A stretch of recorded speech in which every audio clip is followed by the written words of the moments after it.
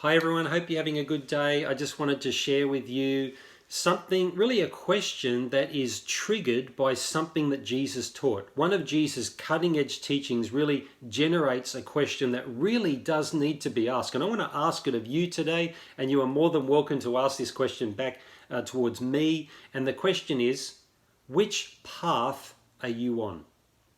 Which path are you on? You know, we live in a world where if things have become grey and foggy and murky, and the postmodern concept is that, truth is whatever works for you, and you can have your truth and I'll have my truth, and let's just be very, very broad-minded, and don't worry about definites and absolutes.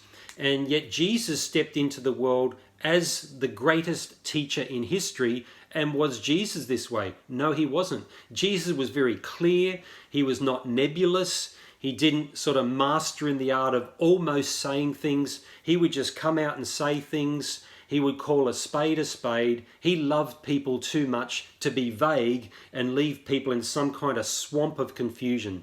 So Jesus made things very clear. And I just want to read to you something Jesus said that is so very clear. In Matthew 7:13, he says, "Enter by the narrow gate. For the gate is wide and the way is easy that leads to destruction, and those who enter by it are many." So Jesus makes it clear here. It sounds like a warning. There is a pathway that leads to destruction. So that doesn't sound like the right way to go. That doesn't sound like the best option. But he says that many people are going this way. It is the popular way. This pathway is packed with people, but sadly, it's the wrong way, leading to destruction.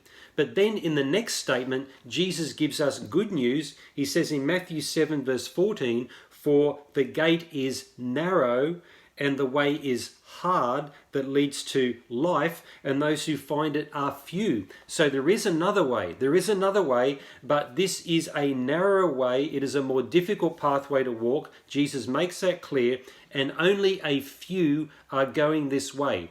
So friends, Jesus is clearly describing two destinies. This is a metaphor here, an extended metaphor. He's not just talking about gates and paths, but there are two choices. There are two different directions we can go on. So which path are you on?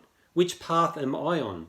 Because if you read this carefully, Jesus is not just describing this as a reality and then just leaving it to people so that they can ponder this.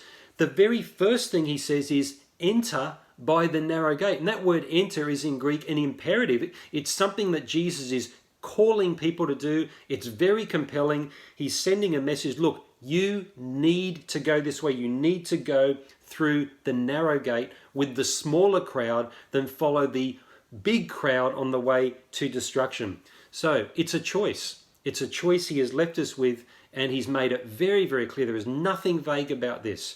So I just want to finish with what Jesus says here. Enter by the narrow gate.